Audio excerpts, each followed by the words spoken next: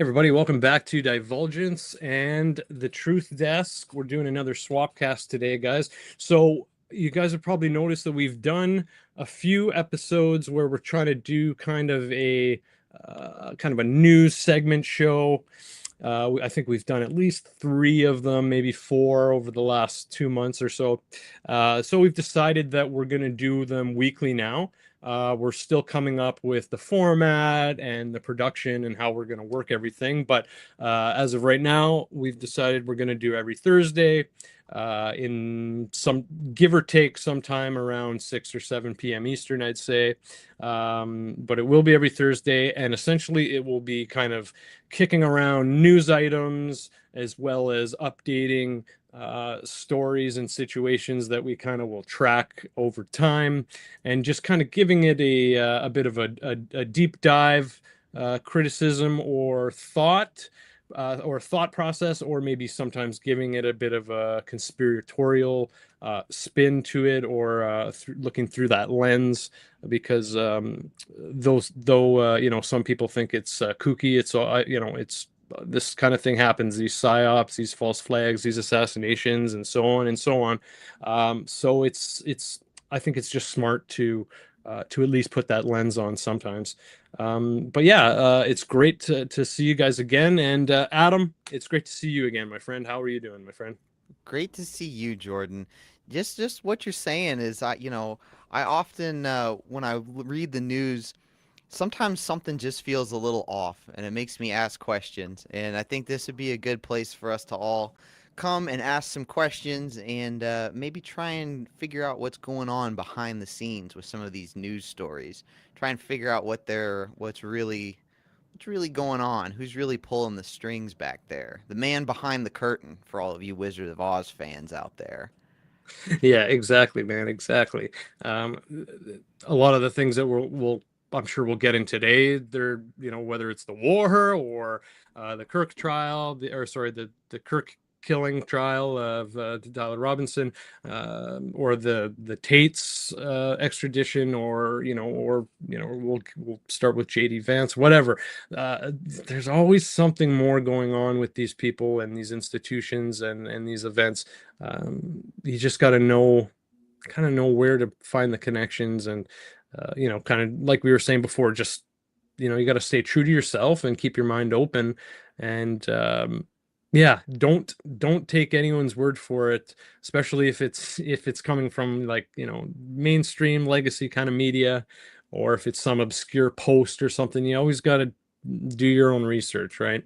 Absolutely. It's your duty in a democracy to stay informed and do your own research because a democracy is technically run by the people. I know that's not how it always comes out, but technically it's supposed to be run by the people, run by an informed populace. One of the biggest arguments against democracy historically was always that people were too dumb to elect people. People were uninformed. People were, we had to have this upper echelon of society making decisions. And in the information age, I think that's ridiculous. So, Yeah, absolutely.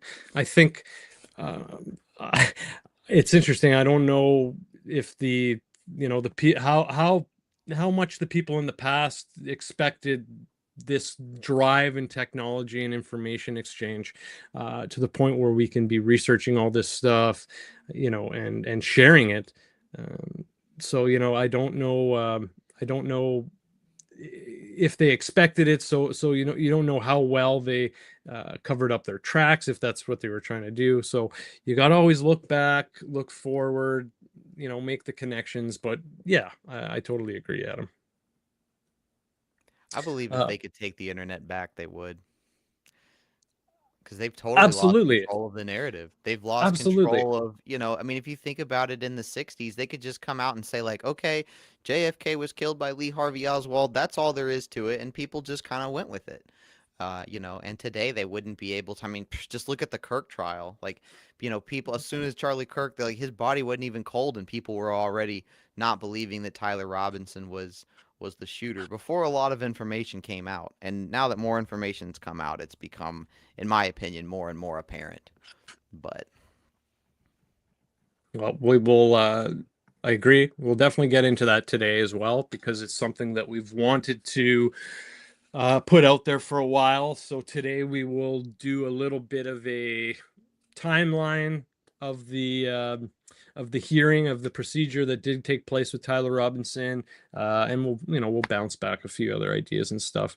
But I guess we will start with let's start with JD Vance. So obviously, a lot of people know that he made the Joe Rogan appearance, Terrible, which absolutely terrible appearance. it was rough. It was It rough, was man. rough. He um, he seemed to be he definitely seems to be playing his cards for the election. Oh He yeah, definitely seems to want to put himself in a position where, when the time comes, he can say, "Well, I was totally against the war," and I think he's putting himself in a position where, when the time comes, he can say, "Well, I'm the guy against that."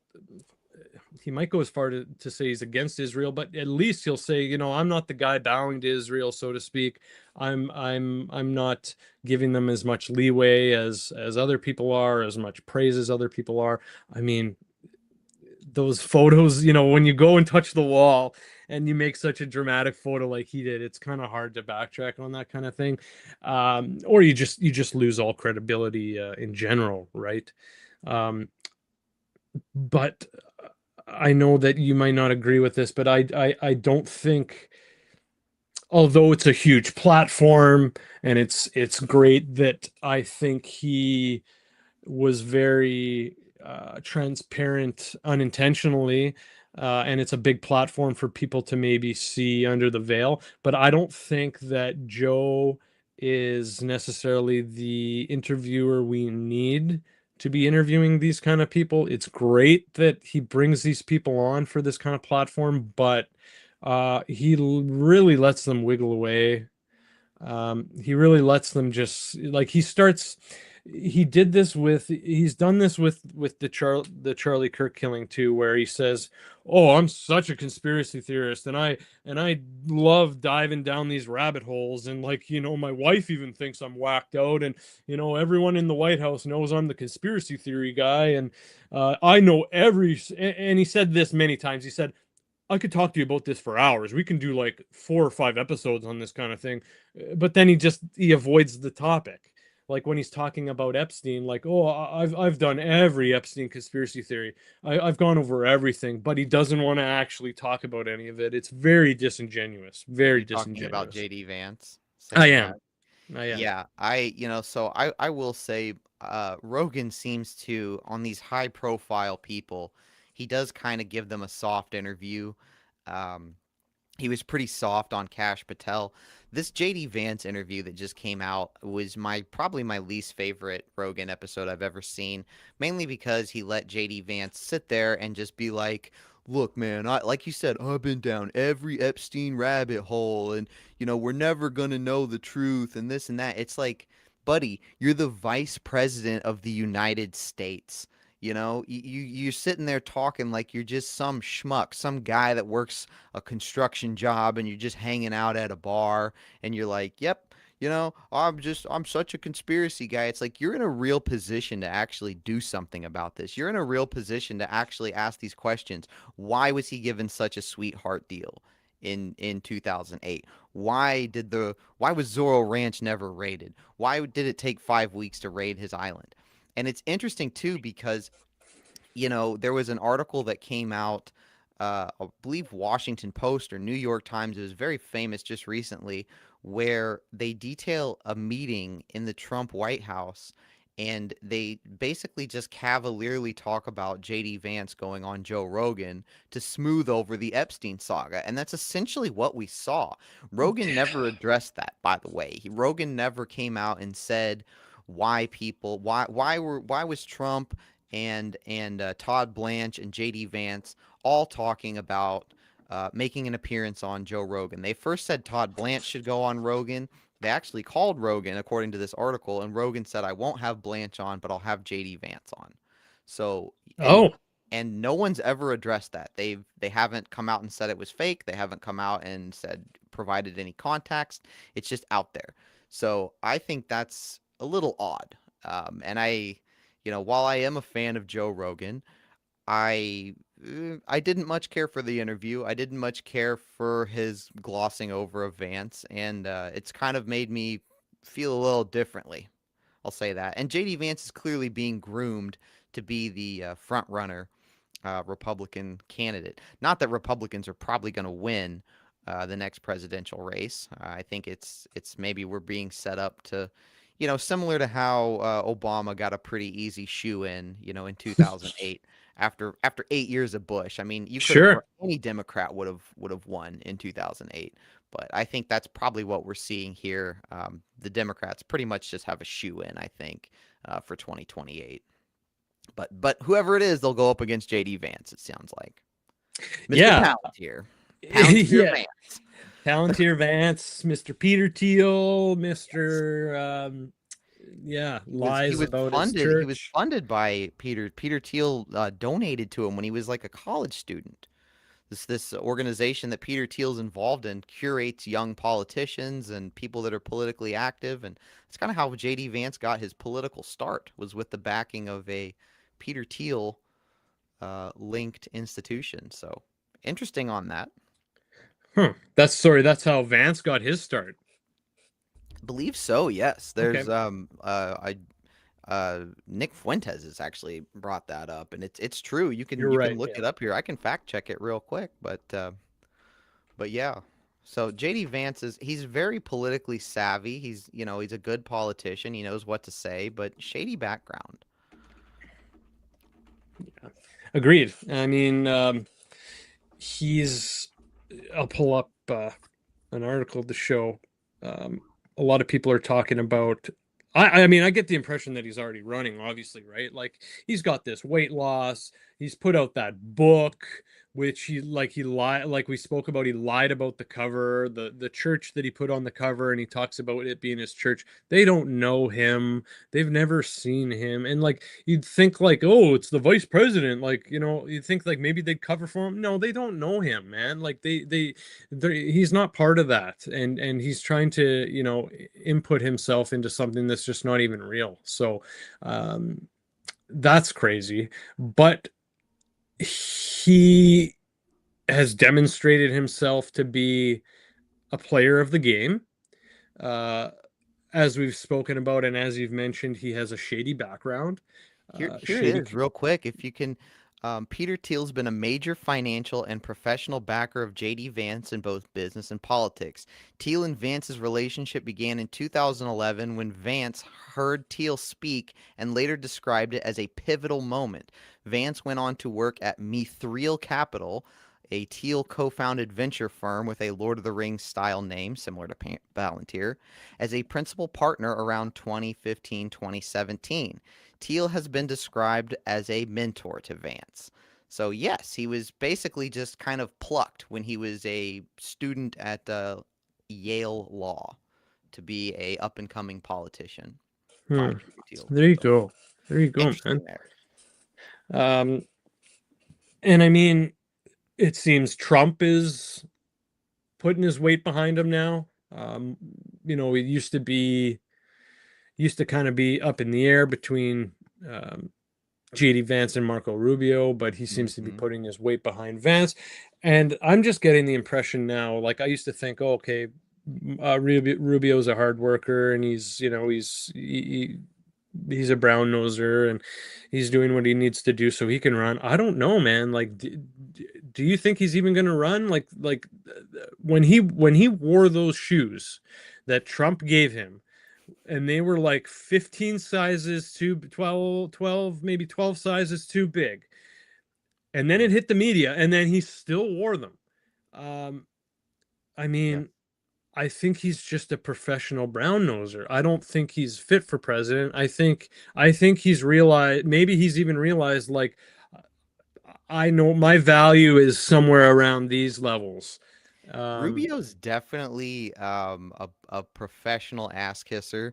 The shoes thing was, Trump was going around the room and he said, allegedly, Trump says, you can tell a lot about a man by his shoe size, and I can tell people's shoe size right away. And he's like, "Oh, you're probably a size 10." And they're like, "Yes, Mr. President, yes." They get to Rubio. It says, "Rubio, you're probably a size, 11 or 12." And Rubio's probably like a size 8. And Rubio just says, "Yes, sir." And so they order these gigantic clown shoes for him. They're probably making fun of him all the time. When he leaves the room, Trump's probably like, "Did you see how dumb he looked in those huge clown shoes?" And, you He's know, still wearing them. What yeah, a but fucking it just idiot. shows you what he's also very likely a cocaine user. I've seen Okay. video clips of him, Rubio getting up on stage being like, pretty amped up, pretty pepped up. So, yeah, and I did see an article recently where Rubio said he wouldn't run if JD Vance was going to run. So it sounds like JD Vance is going to be the front runner in 2028. So whoever the Democrats put up. I don't know why they always suggest Gavin Newsom. I don't feel like Gavin Newsom is really that popular. Um, He's just the shell. He's the shell of a politician. He's got the looks, he's got the greasy background, he's a scumbag, but I don't know, man. Yeah, I just don't I don't see it either, to be quite honest with you. he'd be an American Justin Trudeau or Yeah, Emmanuel Macron.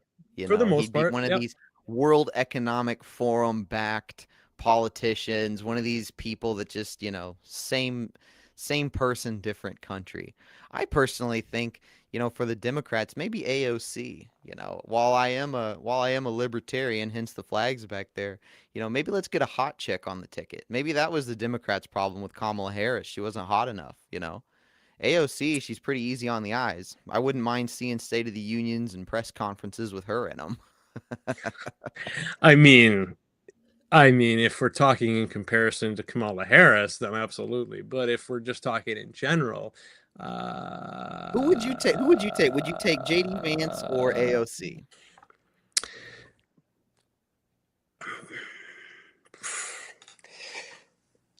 you know what, man? It's a really tough choice, and I don't envy you guys for having to make it because JD Vance is more of the same and a continuance of just, I think, probably really bad stuff. You might lose the obscenity of Trump and the transparency where Trump just does things and he just blabs it out and you might lose that kind of thing. So you might get some candor and decorum back, but let's not forget what we were just talking about, man. Who's he funded by? Who's he connected to? And he's, so that's a scary thought. On the other hand, we're letting this little child looking pipsqueak with not much real experience take the helm. She will do so much damage. I always talk about how retribution tours, and Trump has gone on many, and it's almost been his whole presidencies have just been a continued tour, retribution tour and redemption tour, and well, not redemption, sorry. And I think anyone, but especially someone like maybe like Gavin Newsom or an AOC who can't keep her fucking mouth shut, will go so far, will swing the pendulum so far in the other way that uh, then you'll see the Democrats hating the Democrats more, and you'll see another like mega civil war or whatever. Um, I don't know if there's a good. I mean, if I were to choose, man, I guess I would choose AOC, maybe. Um, if anything, just to try to disrupt and slow down some of the chaos that the Republicans have been doing over the last few years. But I mean, yeah, there's always another side to that coin. So it's very tough, man. It's very tough. Yeah. What about you? What about you? Dude, I don't think it matters anymore. It's a uniparty. It's both of them. They're both eating kids. They're both fucking the taxpayers. You might get slightly different social policy. with someone like an AOC or whoever the Democrats select, maybe you'll get a reversal of some of these transgender bathroom deals or whatever. But like at the end of the day, it's not going to matter. We're still going to have inflation. We're still going to have government spending through the roof. We're still going to have the same foreign policy and needless foreign wars. I mean, Jesus Christ, like Trump campaigned on no more foreign wars. And here we are. The Iran war just restarted, which I'm sure we'll get into later. But, it literally doesn't matter who you vote for anymore. I personally vote libertarian when I do go to the polls. And, everyone says, oh, you're voting third party. You're throwing your vote away. It's like, well, not really. I mean, so many people are disenfranchised with the current political system, but yet there's no appetite for a third party, which, and some libertarian candidates are a bit out there and they say some weird things. I personally think that they do that on purpose. I think the Uniparty tries to like infiltrate the libertarians and get these wackadoos up so that people don't vote for them. Because, really, if people looked at it, a lot of people vote Republican because they want small government or limited government spending. That's all libertarians, ever talk about, limiting the size of government. And to actually suggest cutting spending of the government is not popular because people are making a lot of money off of fraud and waste and all these government programs. You talk about slashing the federal budget, you're talking about firing people. You're talking about people not having jobs. You're talking about money going to these congressional districts. I mean, it's not popular with anybody. But we're going to have to do something. And if we don't, eventually we're going to run out of money. We're going to get rampant inflation.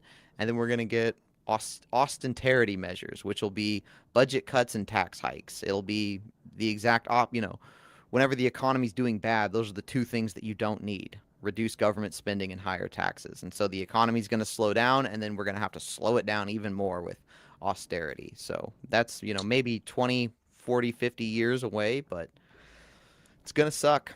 But yeah, I think it doesn't matter. Vote Democrat, vote Republican. It's about like Visa or MasterCard, Coke or Pepsi. It's going to, it would be nice to get a little, like you said, decorum back because Trump is really crude and it's kind of been sad. At first he was kind of funny and people liked him because he was kind of like a walking meme. But Yeah. I think that's kind of gone away, and it's like I almost miss when politicians had a little bit more polish to them. You know, the Iran war, I feel like, really turned a lot of people off to Trump. At least me. I'm not really a fan of this because we're seeing a spike in oil prices. A lot of fertilizer flows through the Strait of Hormuz, and that fertilizer, a year from now, we're going to see corn prices go up, and that's going to affect cattle feed, and that's beef prices. I mean, it's going to have this huge trickle down effect that we don't see yet. And oil prices are being artificially kept down by the U.S. tapping into its strategic petroleum reserves. China's been tapping into its strategic petroleum reserves. So we haven't really gotten the full effect of it yet, and it's still going on. So it's a big shit sandwich, and we're all gonna have to take a bite. Even you, my Canadian friend. You guys are Yeah. gonna deal with the fallout from our shitty president. Yeah, you got that right, man. You got that right. Yeah. We're already I mean, we feel it sometimes already, we get punished for things like wildfires and you know, it, some country seems to always get the brunt of his bullshit, and we seem to get it a little more than others. So so let's move on. Unless you got anything else on that you want to Nope. mention on Vance. All right. I just thought couple criminal stories, couple crime stories that we'll brush through real quick. Big fan of So crime over here. yeah. So we got a Secret Service agent who was charged with two others in a near fatal fraternity hazing. A college fraternity member was paddled so severely Good during Lord. the hazing rituals that he suffered kidney damage and nearly died. What a weird thing. What's up with fraternities paddling initiates? I was never in a fraternity. I don't understand it. I think it's a gay thing, honestly. I I think was just gonna say fraternities seem so gay, dude. yeah. Like, the premise is like join a brotherhood so you can be cool and bang hot chicks, but it's like you get there and it's like pull your pants down so we can paddle you and do a circle jerk. Like, I don't You know, know, man. well, and it's like, so you do see, so homosexuality exists in other animals besides humans. It exists in like giraffes and lions, and it's basically a way for like the super like alpha macho members of the species to like dominate or put in place the weaker ones. I mean, just imagine being a lion, being born the king of the jungle, but you're like 5% smaller than the rest of the lions, so you get fucked in the ass every now and then. And like you're trying to eat a gazelle and they're like shit talking you while they're getting eat, like, yeah, well, at least I didn't get fucked in the ass, you know. Yeah, I think man. I think that's kind of what that is, that fraternity thing, because I mean I've never had the desire to paddle another man. I don't know about you, but it's just weird to me. And this was a Secret Service agent who is in his late 20s that did it to a, I would imagine, 18 or 19-year-old boy. So just more, and the Secret Service has always been kind of a bro club. I think A really 2012. messed up bro club. Yeah. Yeah, well, so 2012 they got caught down in Colombia. They had like 20 hookers and some blow at this motel. And the Secret Service is kind of one of those things, like depending on who you get attached to, like imagine being a Secret Service agent attached to Bill Clinton. Like they were Oh, literally flying on Epstein's planes. If you look at the flight logs, Bill Clinton's Secret Service would go with him yeah. and they would fly on the Lolita Express. And I mean, so you can get to Hunter Biden. Could you imagine being a Secret Service Oh, agent attached to Hunter Biden, going to staying at dude. Motel Sixes, smoking crack with him? For like, I mean, it depends on who you are, though, right? Like, if you're a scumbag too, that'd be a great job. But if you're like a professional, decent person, non-drug user, or non-crack smoker, I mean, I'm sure it was just a nightmare. Just a nightmare, I think you it's one of know? those things where it's like you kind of have to be dirty to get in. Like you kind of like some of those, to be like Bill Clinton's Secret Service For guy. those You specific know, roles, I think yeah. they're definitely chosen. There's definitely some interesting criteria going on Mhm. there. I would love to like connect with someone that can take us down that rabbit hole into that kind of lore, because that would be so interesting. You know, like what the criteria is to be trusted in certain positions. Uh, you know, Inside the bro culture of the Secret Service, brought to right? you by Divulgence Podcast. Yeah, that'd be Damn. good, man. That'd be good. No, there definitely is a bit of a toxic culture within the Secret Service. Curated creeps, dirty old shinobi. Hey, good to see you, buddy. Definitely curated creeps. I would agree. There's no Boy Scouts going on the Lolita Express of Jeffrey Epstein's. I bet there's a pervert vetting process for that. There's a, you got to Yeah. be pretty high on the scumbag meter. They don't want anyone that's going to be testifying to Congress later on. So, Exactly. And it's interesting just how many fumbles and mishaps and just crazy stories like the Columbia story you mentioned that the Secret Service has had, right? mm, Um, I mean, obviously Kennedy, but um, yes. you can kind of brush that off if it's if we're looking at it from the point of view that it was intended. So, um, but Well, they yeah, failed to protect Trump and Butler, Trump, Trump as well. you know. On a couple occasions, there's some sketchiness going on there, and there's many. I had a book, and I think I lost it. I lost a whole bunch of books in a move, but I started it, and it was interesting, and they were interviewing different Secret Service agents and just talking about their details and stuff. So I should look for that, or we should look into doing some kind of show like that. Maybe track down an author or a former agent or something that is Yeah. willing to speak. That'd be cool. Well, the Butler thing, those Secret Service agents that failed to protect him, failed to secure the rooftop, failed, multiple different ways they failed in Butler. I mean, if you look at that roof, it was about this steep, and they said it was too steep to position agents on. The public out there, there's videos of the public saying there's somebody on the roof, and that happened 120 to 90 seconds before the first shot rang out. And none of those Secret Service agents were ever fired or faced any disciplinary action. They were mostly promoted.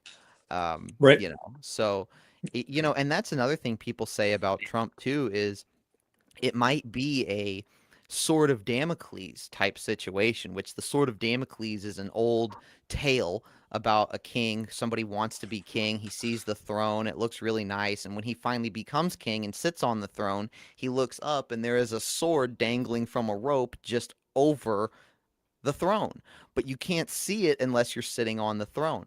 There was also some other security failures around Trump. There was, of course, the guy that tried to assassinate him with an SKS pattern rifle, a 1950s Soviet-made rifle, a guy that had recruited soldiers to the Ukrainian war front. There Was was a that the, sorry to situation interrupt, was that the one on the, that wasn't the one on the golf course, was it? that was the golf That course, was yeah. the one on the golf course. hmm Okay. And then there was a thing. He showed up to a restaurant unannounced. It was supposed to be a surprise visit.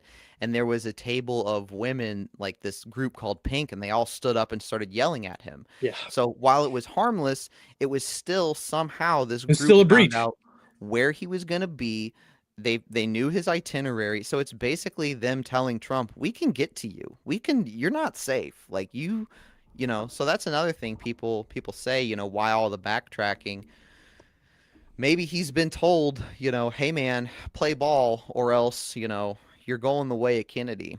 You know, we don't need a 1961 Chevy Impala convertible to take you out. We can take you out in multiple ways. So, Yeah, for sure, man. Agreed. You never know. You oh never yeah, know. there it is. There So, it is. This was a huge security breach. Like nobody, this wasn't really that well reported, but I mean, this was a big deal. These people found out where the president was going to be on this unexpected stop, you know?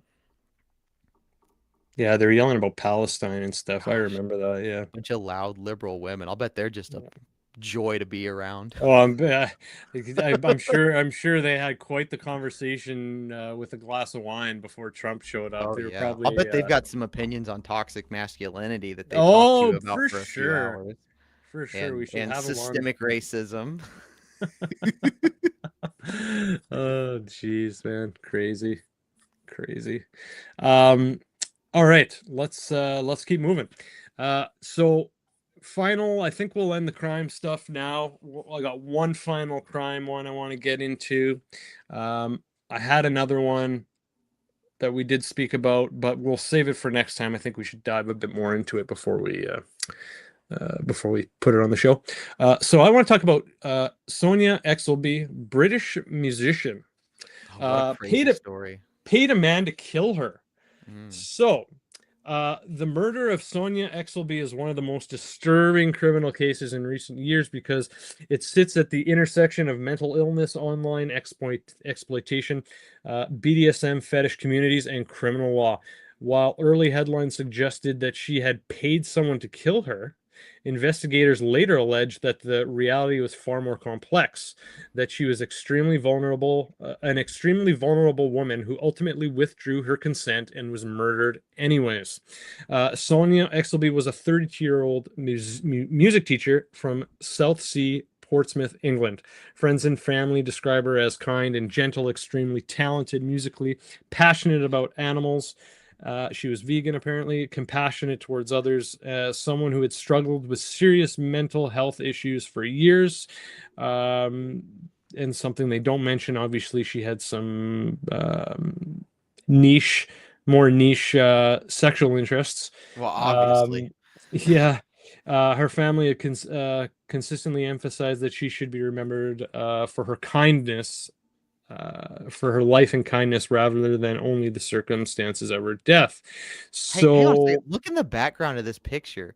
You see where it says "my ass" and there's a bunch of bunch of kiss yeah, prints. Oh my goodness. yeah, interesting. She's a Yeah, bit she's a bit freaky, it looks like. she's sassy, man. She's sassy. So, according to investigators, Sonia had been communicating online for roughly 2 years with a Florida man named Dwayne Hall. Hall allegedly used the online name Alpha Sadist.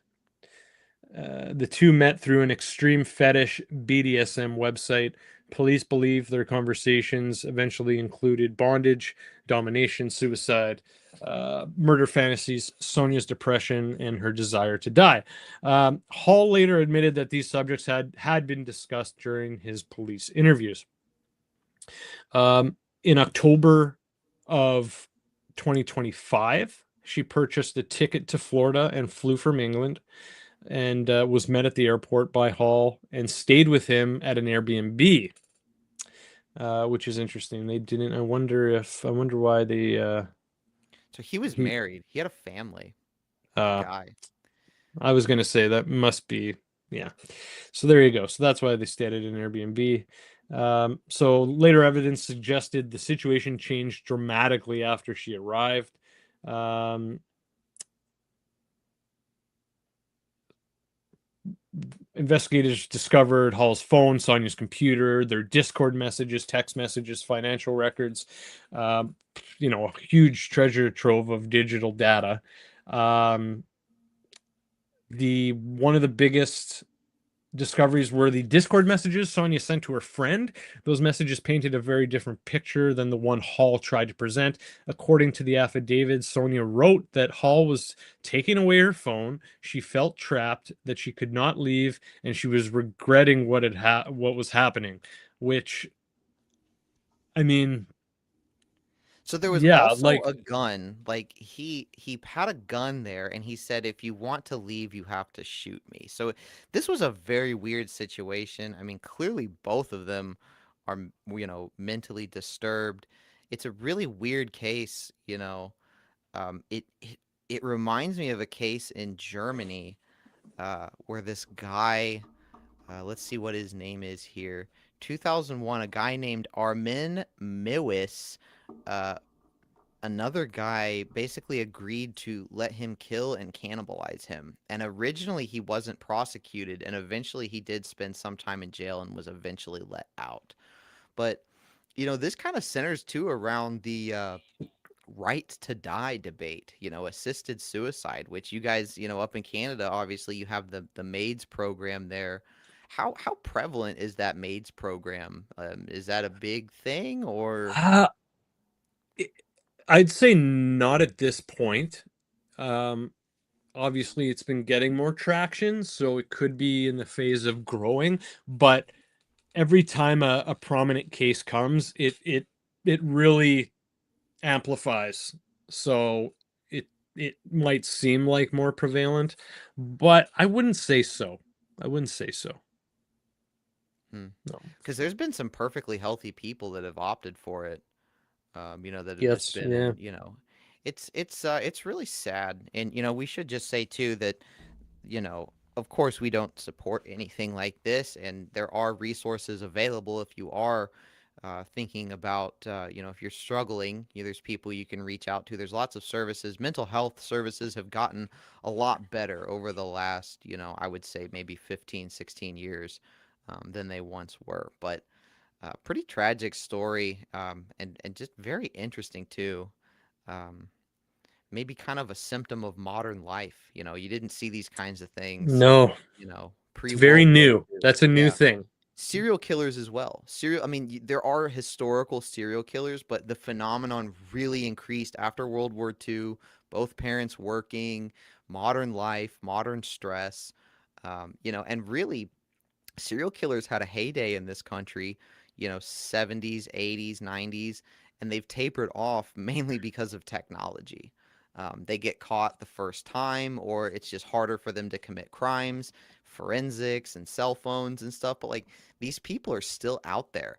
I had a friend who ran a computer shop, and he was looking for a driver in this guy's computer, and he was just kind of clicking around random folders, and he found all this stuff this guy had wrote. He was like basically stalking women. He was stalking this woman at a gas station, talking about how he wanted to do all this stuff to her, and he turned the guy into the police, and the guy basically got like a few years probation. But like these people are out there that have Hmm, these dark fantasies. It's just the criminal justice technology that keeps them at bay. So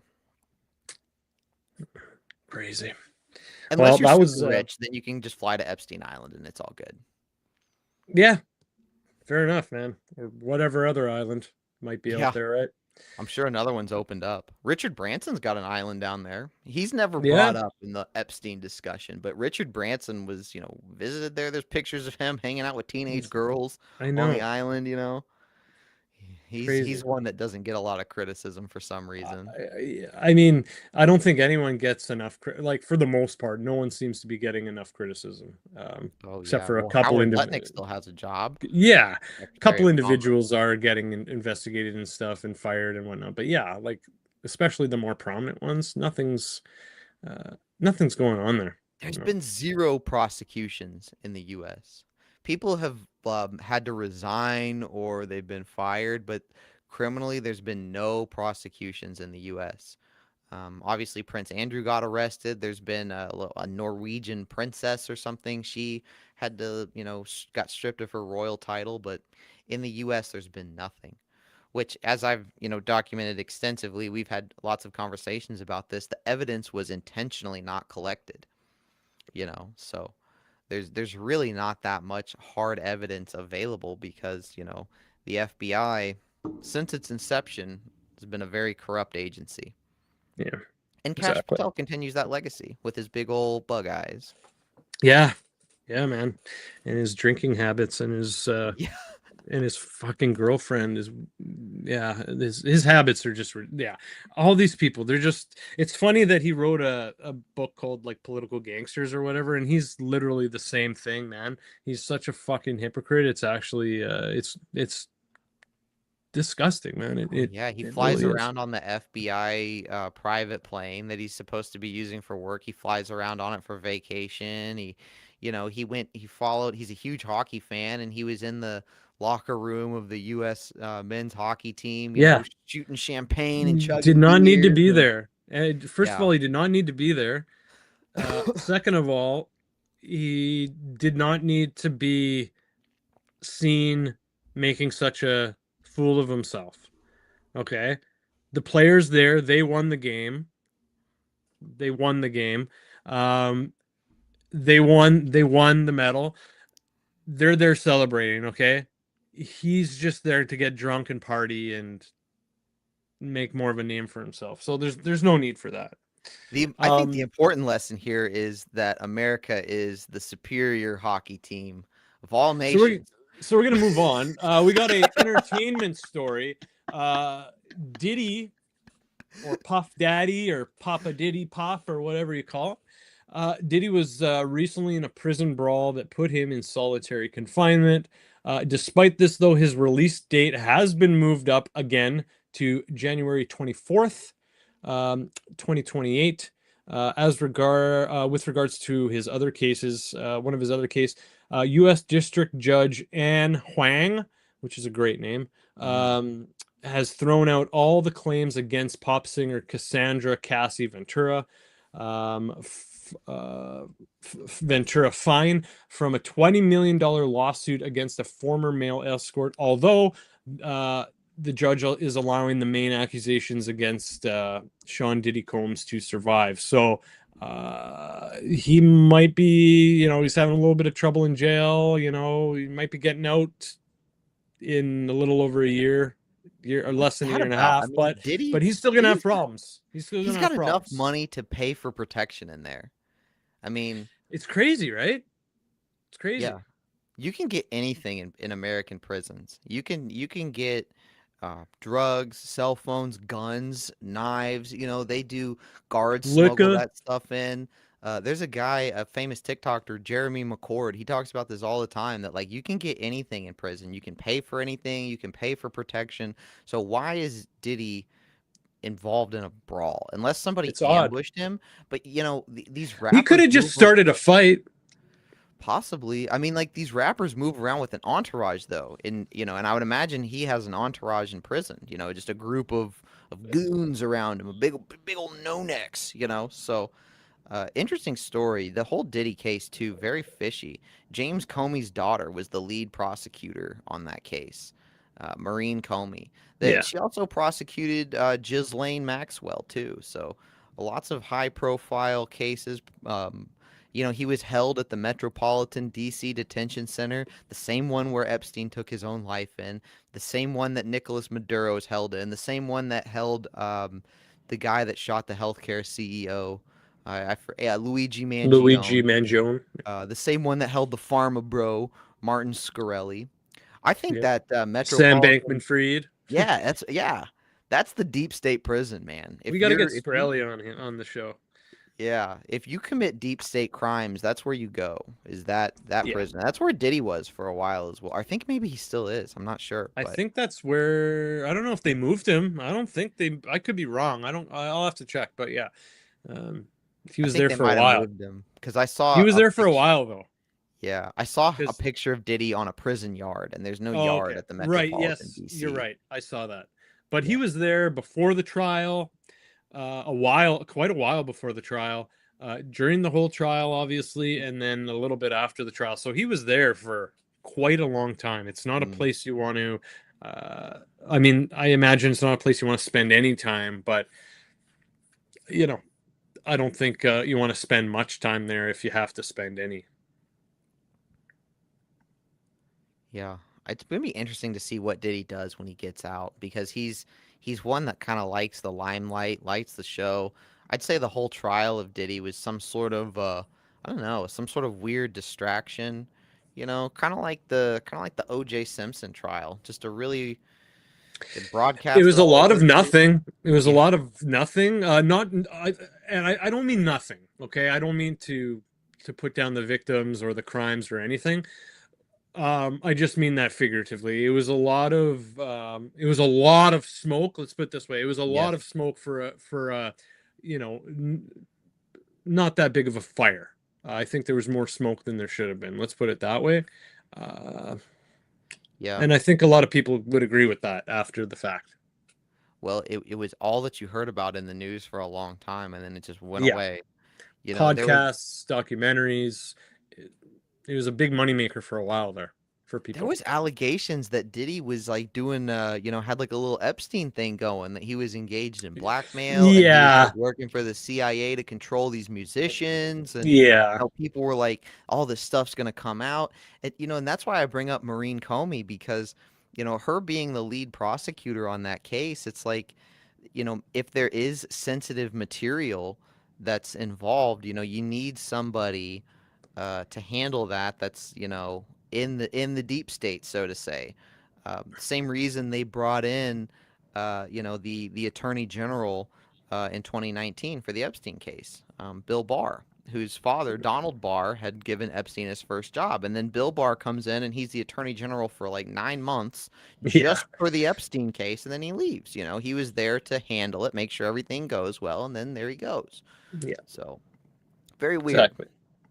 And that's what I'm kind of saying about when we were talking about Rubio. I think he's real, like he's a part player. So, move this guy around, and when he needs to play a part, we'll throw him in there. And, I think that's what he's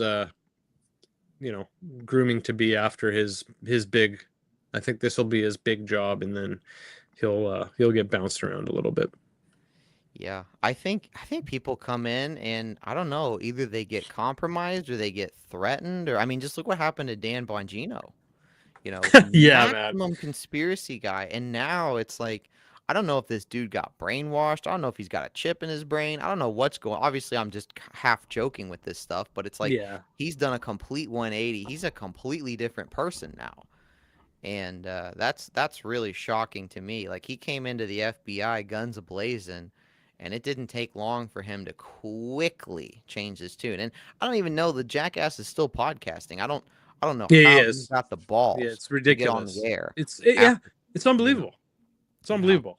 Um, honestly, I like there's the possibility that he was fully turned or turned halfway through, but there's also the possibility that like they thought, okay, like he's a former Secret Service agent, which is also laughable, right? Like the Mm. guy's a fucking joke. Do you see him on camera when he's like doing that kind of shit? Like the guy's a fucking joke. You think he paddled anyone? I think he's in a few fraternities. I think so too. Yeah, you know. He's got that vibe. Yeah, he's got that gay motherfucker in charge Yeah. vibe. Yeah. But like they could have thought, because like some of like Trump 2.0 administration is just like, it's like a fantasy draft of fuck ups and sacrificial lambs.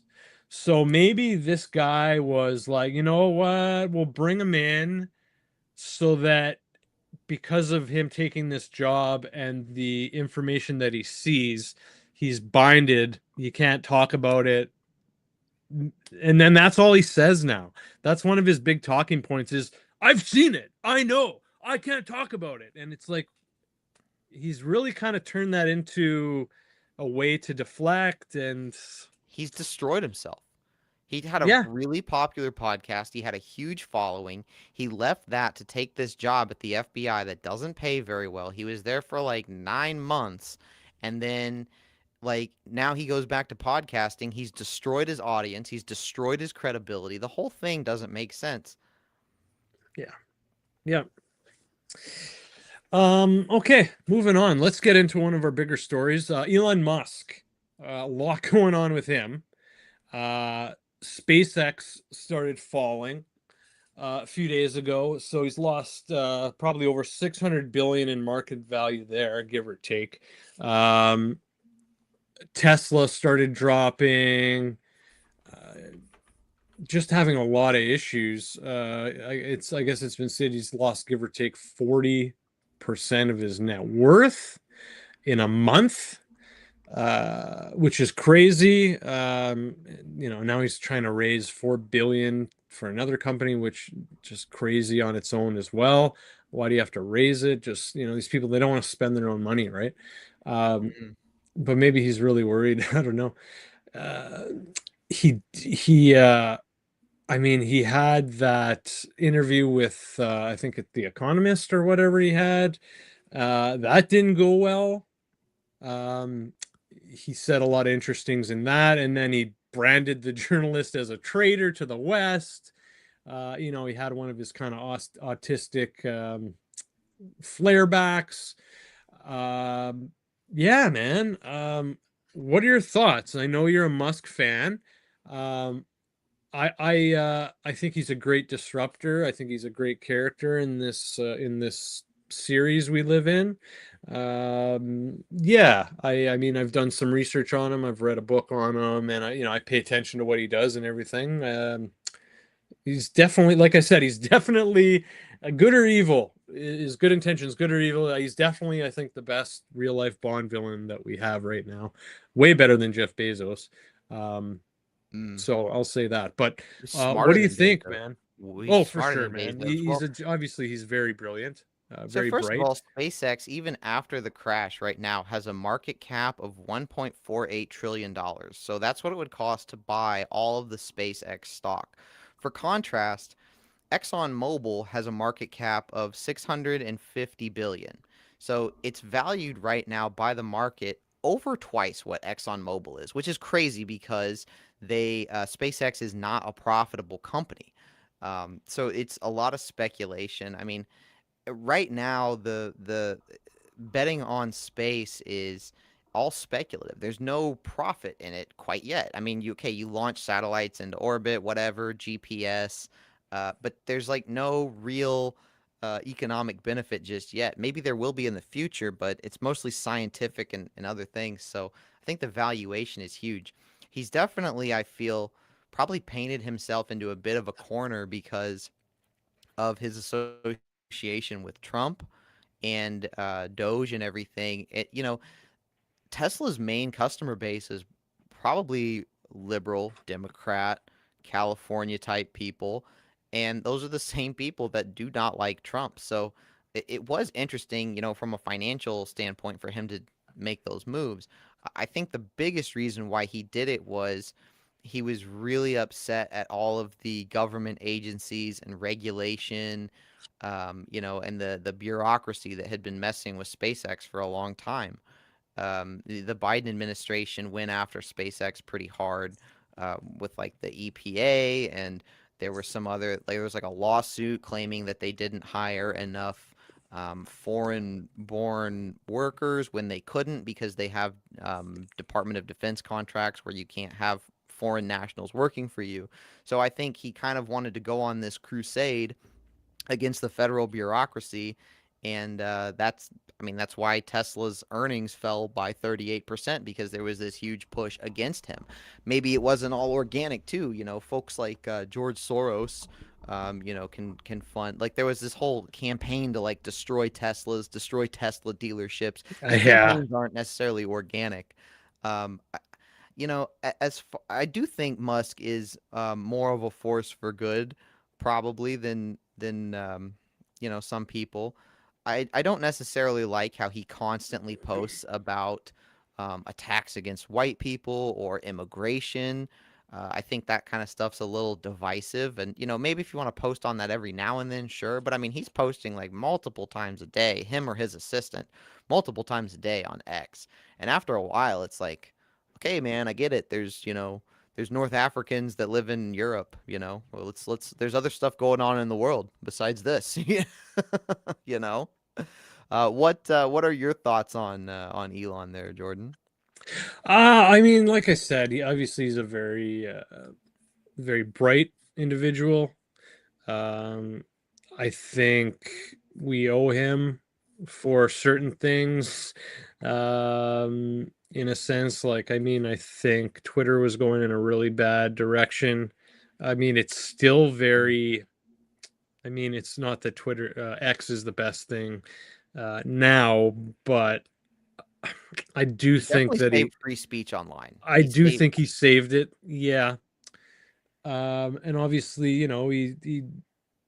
he, I mean, now you have a lot of different options, but for the most part, when it comes to, you know, X, Grok, um, his internet is Starlink, Starlink, yeah. um, maybe not so much the self-driving cars and stuff, but some of that different stuff, and the Tesla kind of technology and the space technology. I mean, he's been kind of the pioneer on a lot of that stuff. Mm-hmm. um and even like to our level, like he was giving us this, X as he did, and Grok, that kind of stuff for free before there was any other really well-known options, right?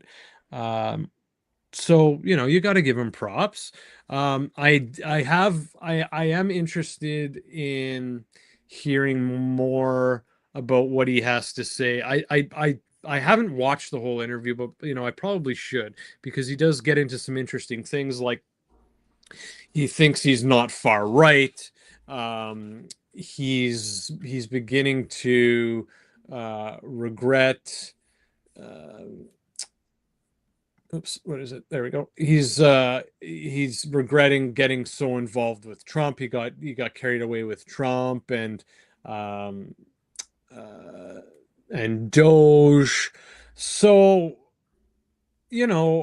it's good that a man can admit his mistakes and try and do better. But like, oh, here, like this photo just reminds me, like, what was he doing that day when he came out with he was given the chainsaw, and he came out and he honestly, like, he was obviously, he had to have been very high on something or whacked out on something that day.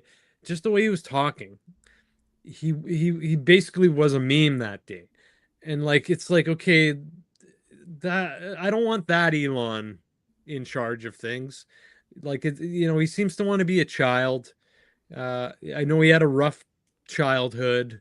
Um, but maybe just try to pass that along to your many, many children. Instead of trying to live it yourself, man. I mean, I think he needs to be more of a mature guy instead of doing stunts like doing stunts like the chainsaw thing, and worrying about how much people think about you, like having to pay someone to play your video games for you, and then you make a fucking fool out of Oh yeah, yourself so that by was interesting. He claimed by to be like the top Diablo player in the world, or yeah, one of the top Diablo players, and it yeah, turned out he had just been paying someone to get him all like the armor and weapons. yeah, That was pretty funny. There's an and it interview came where he's out. like, "Yes, I'm one of the top Diablo players in the world," and Well, he was telling Joe Rogan that, and Joe Rogan was just like, he just swallows anything that comes out of him. No pun intended. Um, and then it came out because he made the fucking mistake. He always makes the mistake. He made the mistake of streaming himself playing, and the way he was talking and the way he was performing the actions in the game, everyone knew, like, this guy doesn't know what he's talking about. This guy's never played the game. This guy doesn't know how to game. So he just Wizard of Oz style, he just threw that curtain open, and humiliated himself. Um, yeah, not I that think people like Joe Rogan will call him out on it, but he's at least definitely a people. good PR guy. Like he knows what gets attention. He knows what makes the headlines. The chainsaw thing, I think he knew that, like there's this thing, all publicity is good publicity. I mean, we're sitting Yeah, here talking about it. You remember the Nazi salute he did yeah, where he but yeah, yeah, but we're I think criticizing it. he knew 100% how that would be taken. He knew it would be a controversy. He knew Oh, he could. the salute, yeah, for Yeah, sure, yeah, for sure, yeah, he knew that yeah, what people would say about it, and he knew it'd be this huge thing that he could say, "Oh, well, I didn't mean it. I'm just autistic or whatever." yeah. But again, all publicity is, in my opinion, good public. I mean, Trump's a great example of this. No matter how many stories would come out about him, in 2016 when he was first running, like he made fun of a disabled reporter, which was kind of he was like, "I don't Yeah. know what I said," Yeah, and people like went crazy, but it was kind of funny, you're just like, yeah, ah, for you sure, know. man. So yeah, yeah. But I think he definitely knows what captures the headlines. And now he's trying to do a little damage control because it's affecting Tesla stock. He's involved in a lot of tech companies. And, probably a lot of employees might not want to work for him because a lot of these people are like super liberal. So, but yeah, I think he's navigating now and trying to get back some. Tara Jackson thinks he's evil. Mhm. Trying to get back some market cap for Tesla now. I think he's trying to do a little damage control. It was interesting seeing him come to the White House with a black eye. Uh, Yeah, Black Eye that's Club, the Black all Eye the Club. That's right, my celebrities and friend. people that have had black eyes. I mean, black eyes aren't super common. Here's the thing with it, like getting a black eye as an adult, unless you're brawling, unless you're like, it's not a common thing that happens. And he said, I told my son to punch me in the face as hard as he can. I have a son, and that is not something I would ever say to my kid. At no time in his life would I come to him and say, hey, buddy, sock me in the face. So that story was clearly a lie. I assumed maybe he got into an altercation with maybe Trump, and maybe he got too close to him, and his security detail came over and hit him. That's what I assumed happened. But maybe that was his induction into the Illuminati. Who knows? Crazy, man. Yeah, Who knows? it's who knows? It could be anything, right? Yeah, man. Fair enough. All right, let's keep things moving. I'm gonna move things around a little bit. Let's got a little less than an hour left, so let's jump into the Andrew and Tristan Tate um, debacle. So we'll give people a little bit of an update here on what's going on with him, and then Adam, I'll see about your thoughts. We can kick that around a bit, and then we'll move on. So let's begin. So Recently, after traveling back to the U.S., the Tate brothers were arrested by U.S. Marshals in Miami. They are being held pending extradition proceedings, and the U.K. must submit full extradition materials. Meanwhile, the brothers, of course, are denying all allegations. So earlier in July, the Crown Prosecution Service authorized numerous additional charges following further investigation.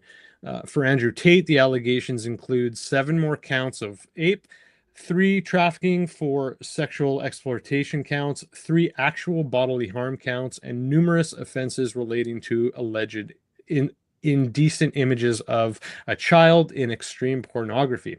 For Tristan Tate, additional allegations include sexual assault, 2 counts of rape, uh, and 3 trafficking accounts. These all relate to alleged victims and alleged conduct between 2010 and 2017.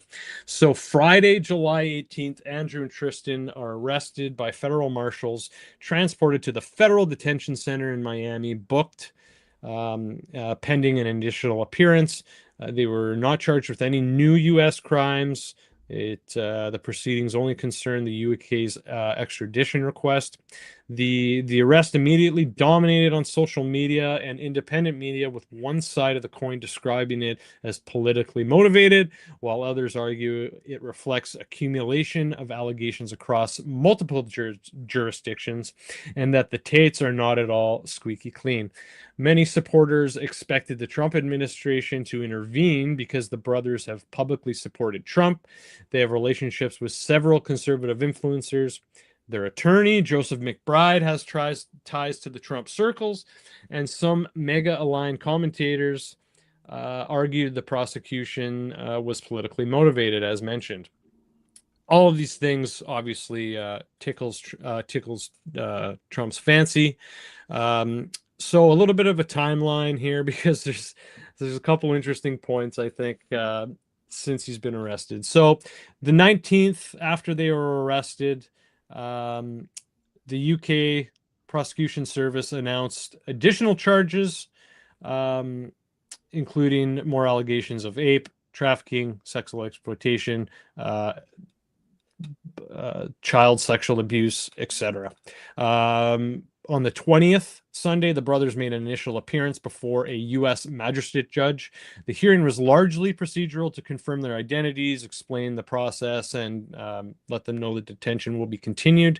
So on between the 21st and the 23rd, jail conditions became a major topic, as Andrew's legal team says he has been placed in the special housing unit, commonly referred to as segregated housing, or the SHU. According to the defense, he had no regular access to the general population. He was isolated for safety reasons because of the nature of the allegations. I imagine because now there's some charges involving children, which isn't good, especially if you're in prison. And he had no access to a phone, and communications occurred only through attorney visits. None of these claims were independently verified by jail officials.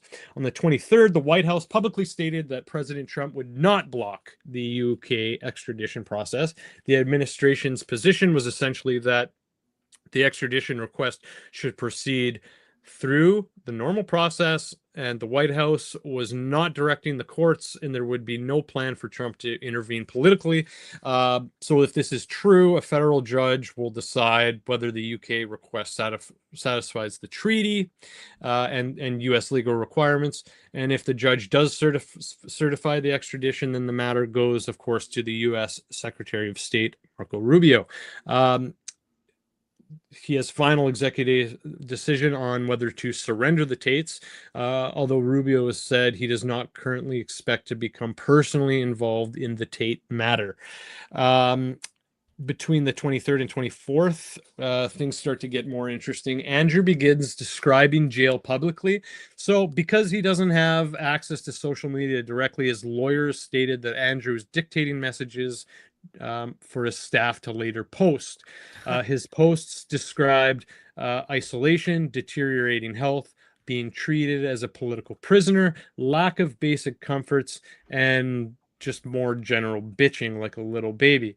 Between the 24th and 25th, the dirty water allegations start. I don't know if you've heard about this, but this is where things get ridiculous. Andrew begins to claim his sink faucet was broken. He has not been permitted bottled water, and the only water available came from a shower or a brown, filthy faucet, which is now causing him stomach problems. He described it as poisoned water. As of now, there's been no public confirmation of any of these facts through Federal Bureau of Prisons or any of the detention center about the contamination of the water, his faucet, any of that stuff. So between the 25th and the 26th, gastrointestinal illness claims. Andrew expanded on his earlier statements, and he's now alleging that the drinking water has resulted in persistent stomach problems.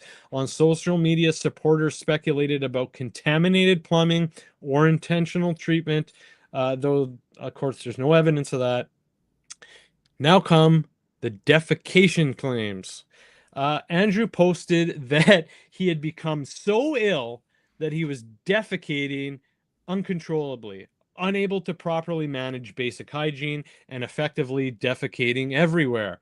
The claims, of course, have not been verified. No public medical records corroborating this have been released. Now, here's where it gets super hilarious. Between the 26th and the 27th, Tristan Tate posts a contradictive statement. He publishes a message thanking the Florida correctional officers for their professionalism while still maintaining that he should not be incarcerated. His comments sharply contrast with Andrew's more severe descriptions of the jail conditions. It's funny that they're not on the same script. I mean, are they in different? I mean, they should probably be both in the same center, obviously not in the same cell, I wouldn't think, but they should be in the same area, so I don't think they're getting treated any different. So the latest on that, long story short, on the 27th there was a federal status conference, took place in federal court. Their detention was continued. Any possible bail hearing or further detention hearing is scheduled for August the 13th. The UK has been given additional time to provide extradition materials, and the defense announced to seek release before the hearing. The Tates defense attorney, Joseph McBride, stated publicly that the brothers are being harassed by other inmates because of the allegations involved the sexual offenses, and that they have targets on their back. He also said that they are largely being kept apart from the general population, and prolonged isolation is harming their mental health. Again, these statements have not been independently confirmed by jail authorities by any means. So yeah, sorry that was a lot. Before I get your opinion, yeah, man, I think it's hilarious how like a year ago he was in Miami screaming, come get me, and he spent the last year, spouting off at the hip about how he's such a tough motherfucker and how he's built different and how he's top G. He's a tough motherfucker, but like he clearly is a fucking baby, man. Can't handle prison. He's clearly lying. He's making something up, it sounds like. Unless his brother's just getting treated way better than him. But yeah, your thoughts, my friend. I think I'm probably just gonna wait for some more stuff to come out. I haven't looked at this too terribly close. In the beginning, I looked into it, and it's pretty divided. Some people think it's kind of a witch hunt. Some people think there's some substance here. Uh, y- you know, it does. It depends on if the accusations are from like, you know, what women said happened years and years ago. I know that the original charges they had against him were kind of trumped up. I mean, obviously he never got convicted of them. Yeah. It all turned out to be just kind of a farce. He's very loud online. He makes lots of enemies. He says things that upset people. I certainly don't agree with everything the guy says. He tends to treat his audience kind of badly, and maybe they kind of enjoy that, where he just sits there with a big old cigar and tells them that they're just a bunch of brokies and they'll never have any um, they'll never have success because all they do is sit around and play video games. He rails against porn all the time, and he made his empire initially off of cam girls, people paying for porn. So, Hypocritical, man. you He's know, so um, hypocritical. he's definitely a complicated guy. I think he's definitely figured out that shock is what gets engagement on social media. Being a moderate doesn't make your content spread. If you put out a tweet that just is, pretty mild mannered, it's not going anywhere. But if you make some really radical, inflammatory statement, people start commenting on it and it spreads. Yes. And he's even said this before. If you watch interviews, he even his tone changes. When he talks like this and he's got his cigar in his hand, and that's not how he normally talks. He's, kind of a softer guy when the cameras are off. So he is playing a part a bit. Um, my my initial thoughts on this, and I would like for more information to come out, but my initial thoughts are it's probably a bit of a witch hunt, just like the initial charges against him were. But again, we'll see where this goes. He's got lots of enemies that are probably in really powerful places. He definitely went hugely against the mainstream woke narrative in 2019. And that's what got him a lot of followers because no one was saying the Yeah. things he was saying. No one was out there pushing back against the woke agenda, really. And so he kind of got fame and notoriety from that. I So th- I think he's lucky because people seem to forget, his fans and stuff seem to forget all the old videos that are around to him, like that make him look like such a fucking loser and such a cringe guy. Like, have you seen like the pimp and hose degree video where he's like, "That's my pimp and hose degree," and he's like, it's so cringe that like you cannot tell me that the Andrew Tate now would not badmouth the old Andrew Tate. Like it's unbelievable, man. It's unbelievable. Like anytime he's like, some people say, it looks like when I'm on webcam, it looks like I'm in the bedroom of a 15-year-old girl or a 14-year-old girl or something. And some people would take that as disrespect, but I take that as a compliment. And like the things, like he's such a creep, man. He's a creep. He's admitted to he's laid it out basically that he's been pimping and sleeping with girls that are underage. uh, he he talks like, oh, well, 15, 16, 18, what's the age here in the States? Oh, well, I'm used to Romania. Like he talks like that, like as if he's like showing it off, and it's like it's like that's toxic. That's disgusting. um he's very hypocritical. He's definitely broken laws to some degree. um but I agree. I'd like to see more evidence. I'd like to see more of something. yeah. But I mean, as of now, we have the Romania 2022 trafficking case still pending, no conviction. The new Romania investigation ongoing, no conviction.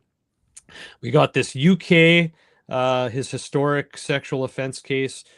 Charges have been authorized, awaiting extradition. He has U.S. Okay, yeah. He's got UK civil lawsuits. He's got tax proceedings, and then he's got earlier lifetime criminal convictions. Oh, sorry, no, sorry, none, no earlier lifetime convictions identified. But he doesn't play by the rules, and I don't mean that um, in like in like the cheeky way. Like obviously he's to a degree he does criminal behavior, um, and also I would love to add that I've seen the text messages about how like he talks about how he's going to own girls and beat girls and grape girls, but I also understand that they're role playing and the girls are probably consenting to that. And I've seen the video Some of chicks are him. into that stuff. Yes. I mean, Yeah. some Oh, some oh, chicks buddy. some chicks like it. The one thing I Yes. will say is there's people out there that are walking around free. People like Bill Clinton, people like Bill Gates.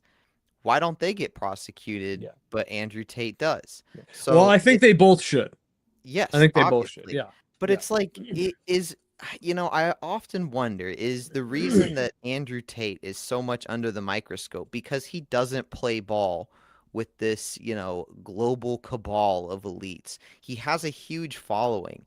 And one thing that I think he does. I think he plays with the cabal. I think he's. yeah, I think he's. I think he's. I think he's a. What do you call it? Oh, what do you call it? if you play ball, you don't get put in jail.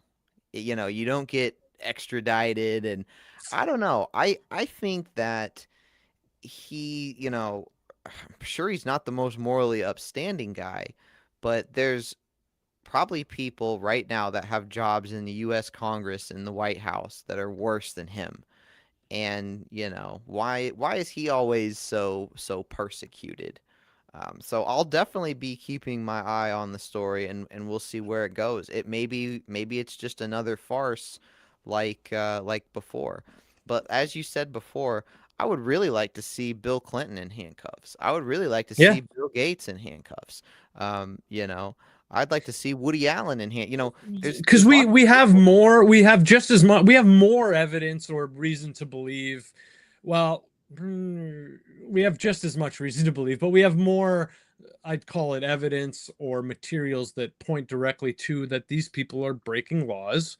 They're Mm. doing nefarious activities. They're hiding it because they know it's illegal.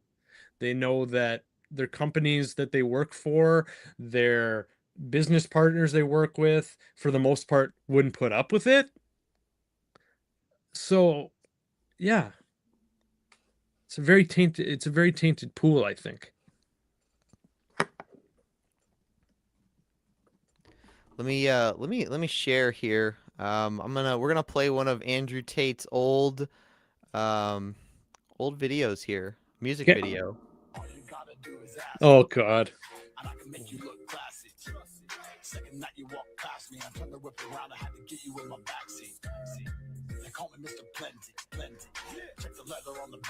Mr. Plenty. I So, I know if he wasn't such a piece of shit, like he can would be you jam funny. out to Mr. Plenty? No, I would enjoy his I'd be able to laugh and enjoy his stuff more. But the like when I see him sitting like shirtless in like a thong with his legs spread out with a big cock cigar in his mouth, like trying to tell me that it's like saying things like it's gay to have sex with women and Nick Fuentes style stuff like that. It's like, dude, don't tell me you're not gay. Like that guy's totally gay. He's totally bisexual, uh if not full blown gay. So Possible. I mean, yeah, like we discussed I earlier, think so. it is kind of a thing with like super macho alpha men He's the to engage bottom in G. kind of that homosexual behavior, if nothing else, to just like, dominate another man because they're so tough. Like there is kind of that you do kind of see that. So, Yeah, but fair enough. um All right, so yeah, we'll wait to see what happens with that. I don't know if anything will happen next week, but whenever we get something more on it, we will definitely come. We'll definitely come back to that one. Let's jump into because let's jump in quickly to the Kirk case, and then we can get into the Iran war, and then I don't know if we're gonna have much time after that, but um, you know what? You know what? Screw it. We're gonna save the Kirk case for we can save that for next week because I don't think there's gonna be anything necessarily new on it. The people that know about it, and then the people that aren't so up on it, we can just do a quick recap on it maybe next week or something. If we have time after Iran, maybe we will, but let's jump into Iran a little bit because mm, I mean a lot fresh going on there. attacks. Fresh attacks last night. This Oh, is gonna be please the tell. Yeah, this is dude. They've signed peace deals. This is going to be like the fifth time the peace deal has been broken. So Iran, I believe, launched a surprise attack last night at some U.S. bases in Jordan, and then of course Trump said we're gonna crush Iran. So it's a very ongoing. Saudi Arabia also launched some attacks against Iranian-backed militias in Iraq, Yep, which proxies. obviously the U.S. did a crackerjack job of, setting Iraq up for success after 15-year military campaign over there or whatever it was. I saw a thing. It's interesting. The reason the insurgency was so bad in Iraq was because we basically came in and like fired the military and the police. Like we all these military aged trained men we fired and pissed them off. And so they were just ripe for, and then of course the conspiracy angle would be we helped spark the insurgency a little bit or funded the groups behind it. I mean, who knows? Um, but yeah, yeah. U.S. really screwed Iraq up. And maybe that was the purpose, maybe because Iraq had the largest, like one of the largest militaries in the world before we invaded it. At least the first time. They were a very strong military in terms of sheer numbers. And maybe that's something Israel didn't like too much. Fair enough, man. Yeah, like, yeah, it's definitely a possibility, right? Um, so let's see. Let's do some updates for people that don't like to pay attention to what's going on. So, 23rd, Iran rejected a U.S. ceasefire offer delivered by Iraq. I mean, those ceasefires never really seem to stick anyways, but we have two U.S. ships were hit in an apparent drone strike at an Egyptian port. I think that was the first attack, and then the one you just mentioned, I think, followed that. So an explosion at a port on Egypt's Mediterranean coast set fire to two ships, including a U.S. gas storage tanker. Um, so maybe gas prices will go up even more. For fuck's Which sake. they must have been launched from the Mediterranean Sea or within Egypt. They wouldn't have been launched from Iran. You're not going to fly a drone, whatever, 800 miles from Iran. So they must be getting a little bit better at, subterfuge or whatever you want to call it. So getting a little bit more dicey out there for the U.S. Well, that's a big thing we're going to get into, actually. So hold that thought, my friend, because Ooh, I'm oh, glad that you tell. said that. I'm glad you said that because we will definitely be getting into that for a few different reasons. Um, so as I think you and myself spoke about this the other day. There's an oil tanker that actually exploded after hitting a mine in the Strait of Hormuz. Wow. Um, that's huge, man. Like that's it's it was one thing when the mines were there and everything and it was already hostile and scary, but you know, yeah, now it just seems to be getting more and more real um as the days go on. And I mean, I'm honestly not all that surprised.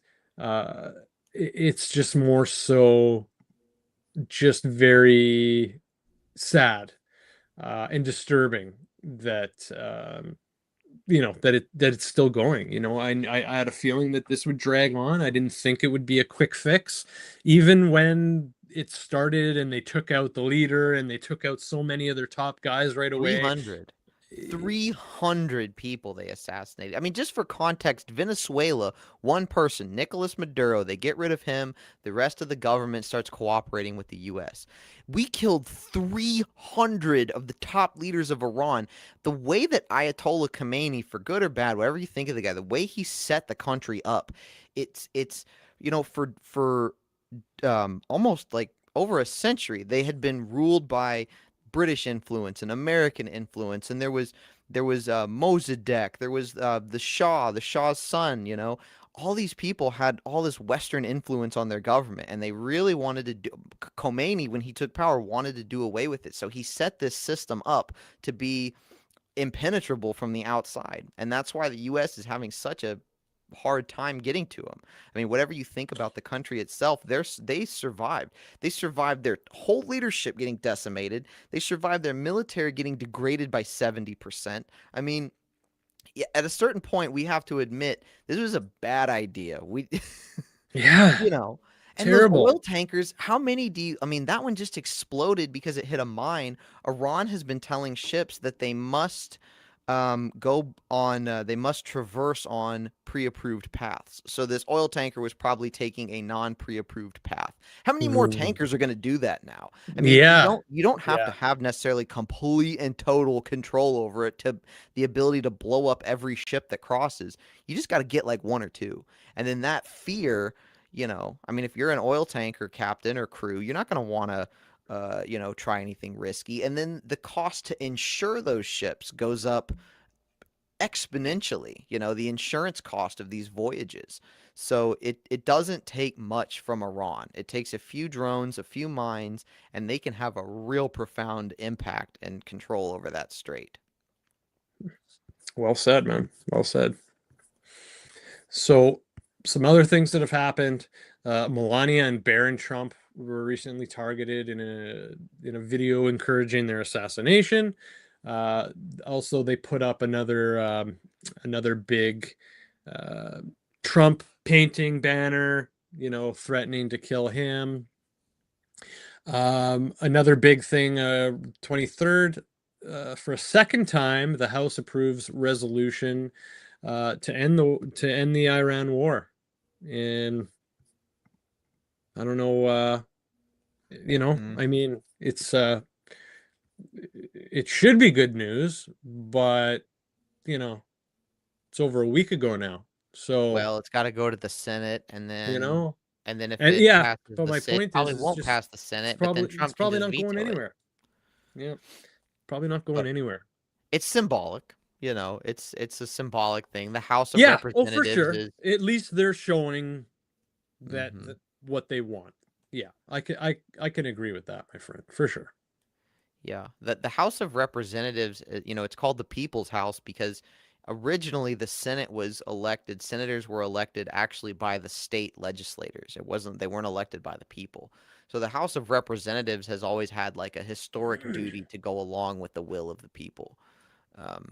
Personally, I think we should get rid of the Senate in America. I think we should just have the House of Representatives. I don't know why the great state of Rhode Island gets two fucking senators and Texas gets two senators. You know, one of them, Yeah. one of them's like, 60 square miles and the other one's like, 60,000 square miles or whatever. Probably an exaggeration, but yeah, it's this Iran war is not a good situation all the way around. And Netanyahu, the Israeli PM, has tried to pressure every single president since George Bush to attack Iran. They've all said no.